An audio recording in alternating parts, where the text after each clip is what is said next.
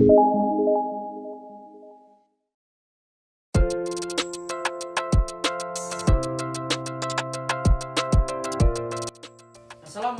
warahmatullahi wabarakatuh. Selamat pagi dan salam sejahtera untuk kita semua. Bagaimana keadaannya anak-anak? Sehat bukan? Bapak harap kalian tetap selalu sehat di tengah pandemi seperti sekarang ini, dan juga jangan keluar-keluar ketika kalian memang tidak memiliki kepentingan. Bapak berpesan pada kalian semua, di tengah pandemi ini kalian harus menjaga kesehatan dan juga menjaga lingkungan agar kalian tetap sehat dan fit dan terhindar dari berbagai penyakit, khususnya adalah virus corona yang telah melanda di dunia ini. Pada kesempatan hari ini kita akan belajar dengan melalui media yang baru, tidak hanya melalui Zoom seperti biasanya. Pada kesempatan kali ini kita akan belajar dengan melalui video pembelajaran. Tujuannya agar kalian tidak bosan dan juga kita memiliki sebuah inovasi dalam pembelajaran seperti itu. Sebelum kita mulai ke pembelajaran, alangkah baiknya kita berdoa terlebih dahulu agar kita mendapat kelancaran dalam belajar dan kemudahan dalam menuntut ilmu. Menurut kepercayaan masing-masing, berdoa saya persilahkan. Berdoa selesai. Baiklah, dalam pembelajaran hari ini saya akan mengutip sebuah kalimat dari Muhammad Hatta yang mengatakan bahwa jatuh bangunnya negara ini sangat bergantung dari bangsa ini sendiri. Makin pudar persatuan dan kepedulian, Indonesia hanyalah sebuah nama dan gambar serangkaian pulau di peta. Artinya apa? Artinya Indonesia akan menjadi sebuah bangsa yang besar apabila di dalamnya terdapat persatuan. Nah, untuk menuju ke sebuah persatuan ini, di dalamnya akan selalu bersinggungan dengan interaksi di dalam masyarakatnya. Nah, interaksi ini baik itu berupa asosiatif maupun disosiatif.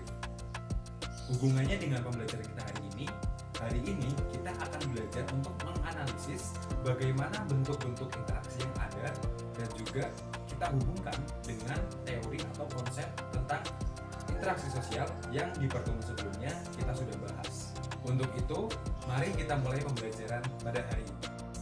Di sini ada 3 poin penting dari tujuan pembelajaran pada pertemuan kali ini. Nah, yang pertama yaitu adalah peserta didik dapat menghubungkan konsep interaksi sosial dengan peristiwa yang terjadi di sekitarnya dengan baik. Kemudian yang kedua adalah peserta didik dapat menganalisis bentuk interaksi sosial yang terjadi pada lingkungannya dengan tepat. Kemudian yang ketiga atau yang terakhir yaitu adalah peserta didik dapat mengumpulkan informasi terkait dengan bentuk interaksi sosial yang terjadi di sekitarnya dengan baik. Pada pertemuan kemarin kita telah belajar secara bersama-sama mengenai interaksi sosial.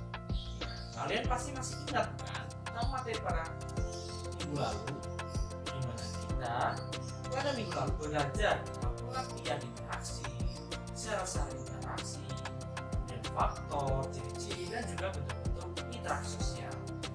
Kalian masih ingat kan interaksi sosial itu dibagi menjadi 2. Bentuk interaksi yang pertama adalah asosiatif. Asosiatif bentuk interaksi sosial dan mengarah kepada persatuan. Sedangkan disosiatif yaitu adalah bentuk interaksi sosial yang mengarah kepada perpecahan. Pada pertemuan kemarin kita telah belajar bersama ya tentang asosiatif. Untuk bentuk interaksi sosial asosiatif kemarin ada 3. Yang pertama adalah kerjasama, yang kedua adalah asimilasi, dan yang ketiga ada akomodasi. Sedangkan bentuk-bentuk interaksi sosial yang mengarah pada disosiatif juga ada 3. Yang pertama adalah persaingan atau kompetisi, yang kedua adalah kontravensi, dan yang ketiga adalah pertentangan atau konflik. Pada pertemuan kali ini kita akan belajar menganalisis tentang video-video di mana video tersebut adalah bentuk-bentuk interaksi sosial yang ada di sekitar kita.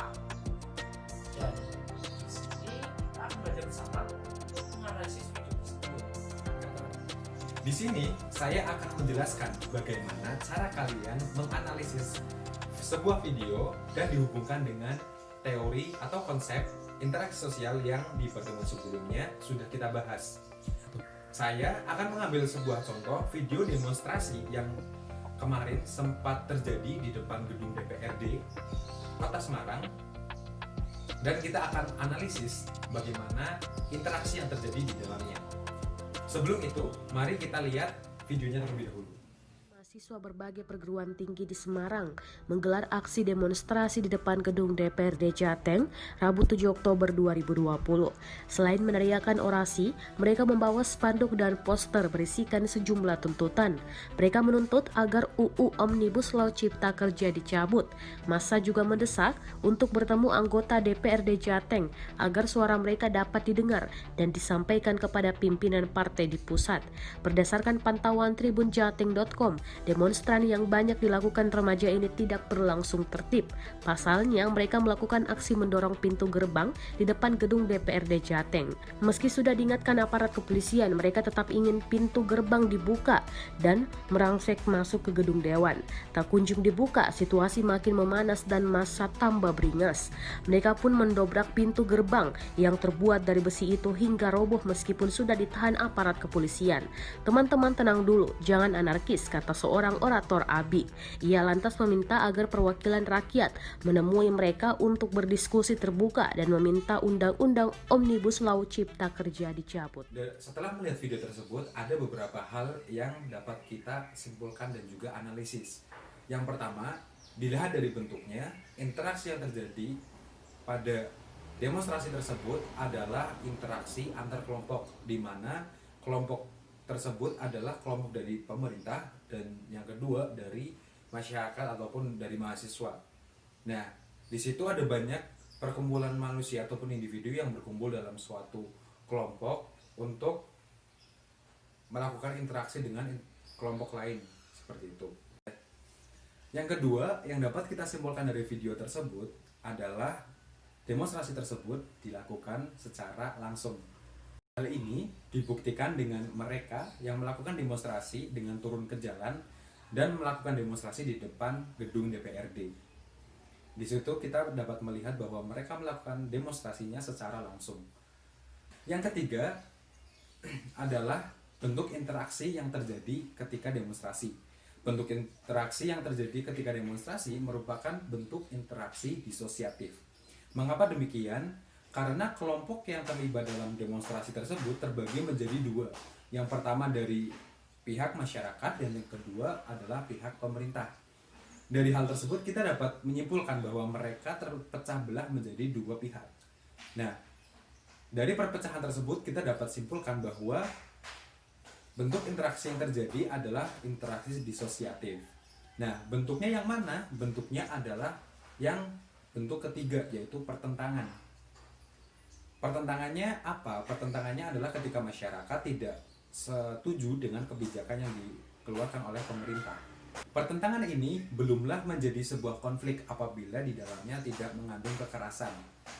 Hanya ketika di dalam demonstrasi tersebut ricuh, anarkis dan juga banyak merusak fasilitas umum, di situ maka akan ada kekerasan dan juga mungkin ancaman. Ketika ada kekerasan dan juga ancaman, maka dapat dikatakan sebagai sebuah konflik. Analisis seperti itulah yang akan kalian pelajari pada kesempatan hari ini. Kalian akan menganalisis sebuah video melalui 3 sudut pandang. Yang pertama, dilihat dari sifatnya, apakah itu antar individu, individu dengan kelompok ataupun antar kelompok. Yang kedua, melalui caranya, apakah itu secara langsung atau tidak langsung. Dan yang ketiga, melalui bentuknya. Apakah itu merupakan sebuah interaksi sosial asosiatif atau disosiatif? Jika interaksi yang terjadi merupakan interaksi sosial asosiatif, maka interaksi tersebut akan menjurus kepada persatuan. Dan jika interaksi sosial tersebut adalah interaksi sosial disosiatif, maka interaksi tersebut akan menjurus kepada perpecahan. Setelah kalian paham bagaimana cara menganalisis sebuah video bentuk interaksi sosial tadi, di sini saya sudah menyiapkan 3 video bentuk interaksi sosial yang terjadi di masyarakat sekitar. Silahkan kalian amati dan cermati video tersebut, kemudian analisislah ketiga video tersebut. Berikut ketiga video bentuk interaksi sosial yang terjadi di masyarakat sekitar.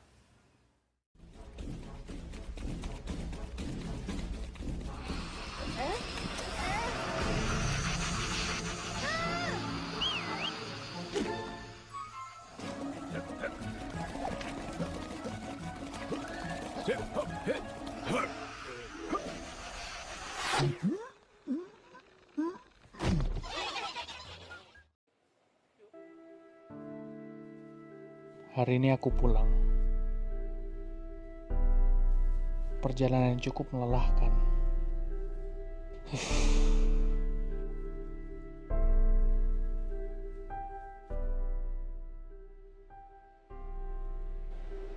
Ku coba untuk mengenal seseorang di sebelahku.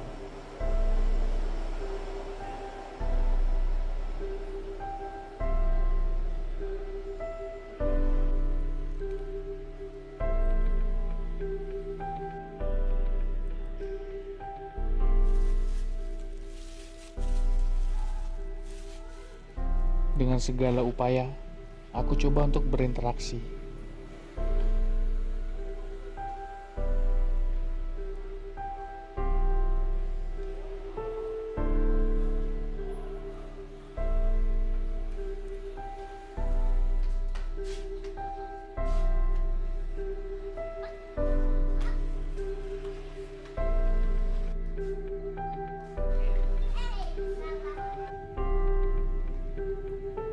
Tapi sepertinya sia-sia dan cukup membuatku kesal. Sudahlah, lupakan. Aku harus cepat ke gereja. Di keseharianku, aku selalu berkumpul dengan Edo, temanku.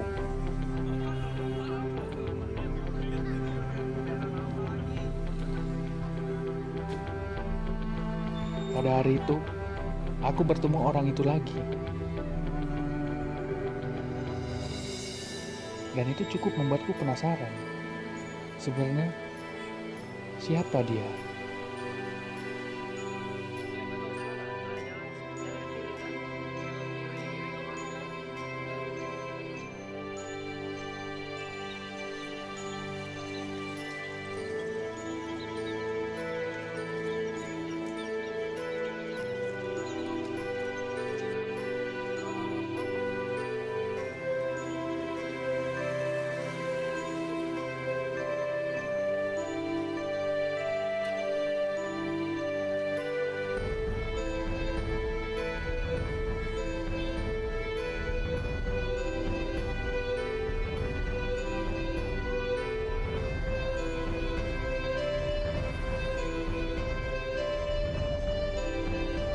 Ternyata dia orang baik.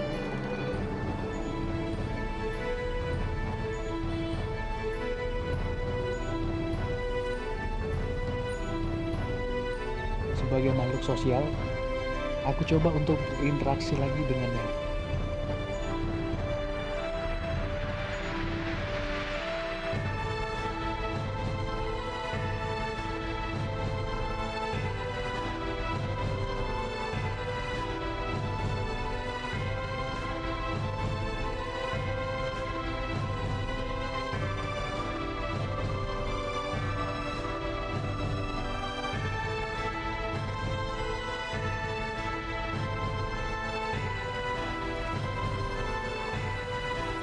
Ternyata dia mengajarkan aku arti toleransi beragama yang sesungguhnya.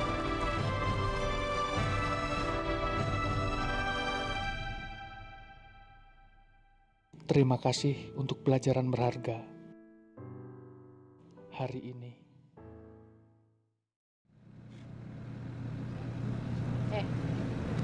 Aku ki dadi kelingan to. Aku ki pernah nyonangi Dian muntah-muntah pas kuwi iki wayah bengi. Tenan ora ibu Jaja? Tenan. Pas kuwi aku ki bali saka pengajian. Heeh to. Ya. Neng cedhak omahe Mbah Dar ki lho, iki kan ke. Heeh, lak petengan to. Heeh to. Nah, ana wong muntah-muntah saka dhuwur motor. Bareng tak cedhaki lah kok Dian, Bukane aro-aro weruh aku malah nginggati coba. Ih. Kowe iki nek ra mergo muntah meteng. Ngapa kok dadak nginggati aku coba? Marah kuwi. Ketonangan kuwi jawane. Apa? Emange ngene muntah-muntah ki kok mergo meteng apa piye? Hah?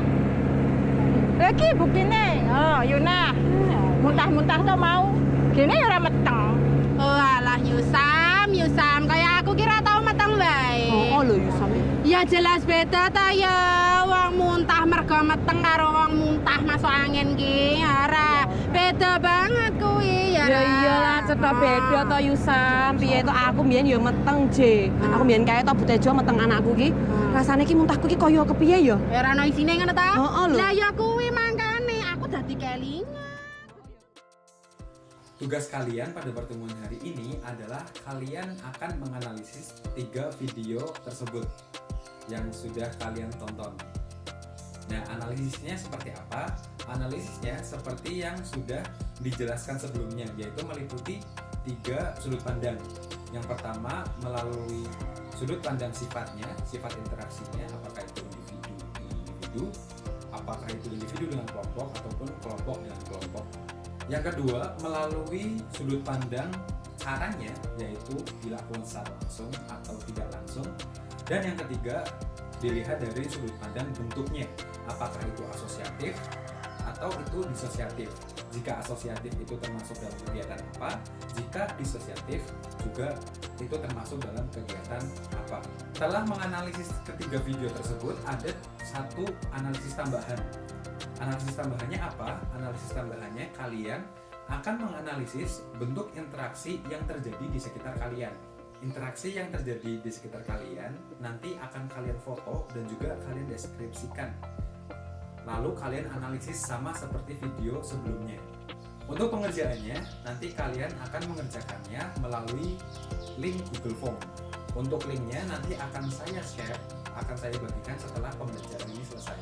Dan apabila ada pertanyaan, baik itu terkait tentang materi atau tugasnya, dapat kalian tanyakan di grup WhatsApp. Kesimpulan pada pembelajaran hari ini adalah interaksi sosial tidak terlepas dari kehidupan kita sehari-hari, baik itu adalah asosiatif maupun disosiatif.